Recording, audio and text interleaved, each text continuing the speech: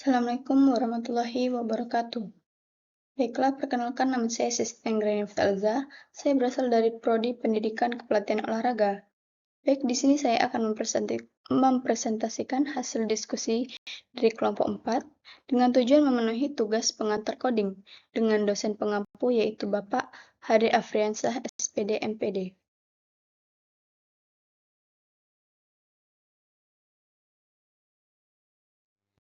Baik, di sini kita akan mempresentasikan mengenai struktur flow control algoritma meliputi sekuensial, percabangan, dan perulangan. Nah, pengertian struktur dan alur kontrol program adalah struktur kontrol di dalam bahasa pemrograman adalah perintah dengan bentuk atau struktur tertentu yang digunakan untuk mengatur atau mengontrol jalannya program. Struktur kontrol keputusan digunakan untuk memutuskan kode program mana yang akan dikerjakan berdasarkan suatu kondisi. Kemudian struktur dan alur kontrol sekuensial. Sekuensial sendiri merupakan struktur penulisan program yang terurut dan sistematis, di mana semua proses yang akan dijalankan saling berkaitan antar baris demi baris. Contohnya, ingin menghitung luas persegi panjang, maka dibuat sebuah kode sebagai berikut. Baik dari source kode sebelumnya, dapat dilihat bahwa baris pertama melakukan import dari Libre Studio, H untuk input dan output. Baris ketiga, fungsi main dari program. Baris kelima, mendeklarasikan variabel luas, panjang, dan lebar yang bertipe data integer. Baris 7 hingga 8 melakukan input nilai panjang ke dalam variabel panjang. Baris 9 hingga 10 melakukan input nilai lebar ke dalam variabel lebar. Baris 12, perhitungan luas di mana nilai variabel panjang dikali nilai variabel lebar dan hasilnya akan dimasukkan ke dalam variabel luas.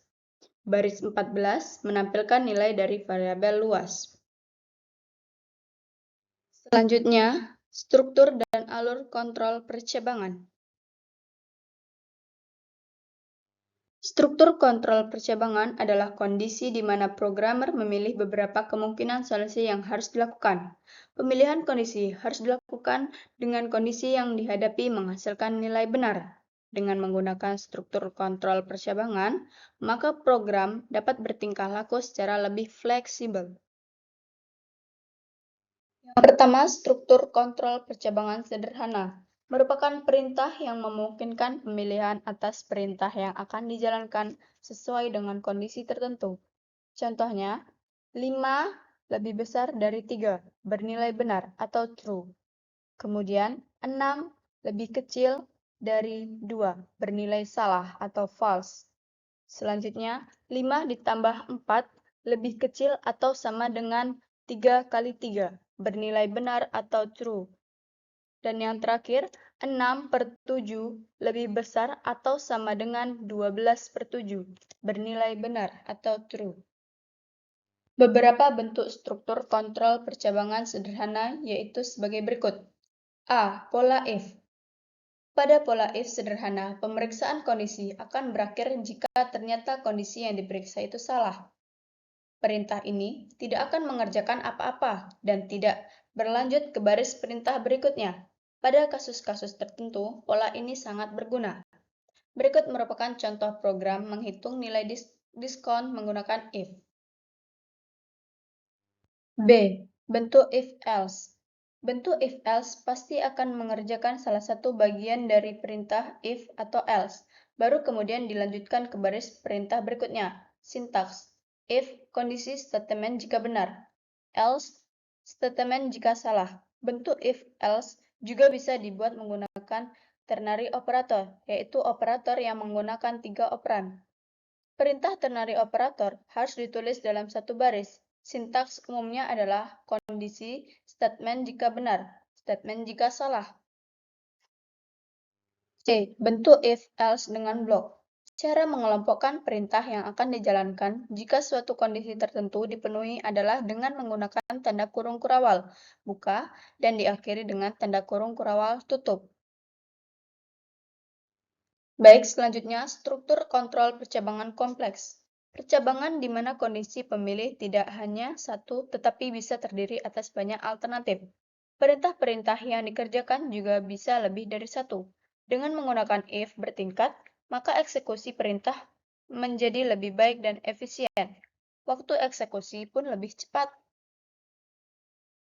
3. Struktur kontrol dengan perintah switch. Digunakan sebagai alternatif pengganti dari sintaks if, else secara sederhana, di mana alternatif pilihan bisa lebih dari satu. Namun, switch tidak bisa digunakan untuk pilihan yang mengandung kondisi tertentu. Dengan perintah in, program percabangan akan semakin murah dibuat dan dipelajari. Selanjutnya, struktur dan alur kontrol perulangan. Struktur kontrol perulangan digunakan untuk mengulangi satu atau lebih algoritma atau perintah tertentu yang dikehendaki programmer guna menyelesaikan masalah tertentu. Hal ini mengakibatkan suatu program akan lebih singkat karena perintah yang sama tidak perlu diulang-ulang. Pertama, karakteristik struktur kontrol perulangan. Mengerjakan hal yang sama berulang-ulang. Jumlah perulangan dapat ditetapkan atau dapat juga sesuai kondisi. Ada kondisi awal dan ada kondisi akhir. Dimulai dari kondisi awal, naik secara bertahap, dan berhenti saat kondisi mencapai kondisi akhir. 2. Jenis-jenis struktur kontrol perulangan pada bahasa C. Pada bahasa pemrograman C, dikenal 3 macam jenis perulangan, yaitu yang pertama struktur while, yang kedua struktur do, dan yang ketiga yaitu struktur for. 3. Perintah break dan continue. Pada saat program melakukan perulangan, kadang-kadang diperlukan kondisi tertentu untuk menghentikan perulangan atau bahkan melewati suatu perulangan tertentu dan kemudian melanjutkannya ke perulangan berikutnya. Untuk dapat menghentikan atau melewati suatu perulangan tertentu, dibutuhkan perintah-perintah khusus, yaitu perintah break dan continue. A. Perintah break. Perintah ini digunakan untuk menghentikan proses perulangan yang sedang terjadi. B. Biasanya disebabkan oleh suatu kondisi tertentu yang diimplementasikannya menggunakan perintah if. 4. Struktur kontrol perulangan kompleks. Struktur perulangan kompleks adalah bentuk perulangan di mana di dalam suatu perulangan terdapat perulangan lain, sehingga terjadi perulangan bertingkat yang mengakibatkan waktu proses semakin lama. Dan yang terakhir yaitu perintah continue. Perintah continue menyebabkan proses perulangan kembali ke awal mula, dengan mengabaikan statement-statement berikut setelah continue. Biasanya, perintah continue juga diimplementasikan menggunakan perintah if. Contoh, menampilkan bilangan genap 4 hingga 20 kecuali 12. Baik, terima kasih. Mungkin hanya itu yang dapat saya sampaikan. Apabila ada salah dan janggal, saya mohon maaf. Saya akhiri dengan Assalamualaikum warahmatullahi wabarakatuh.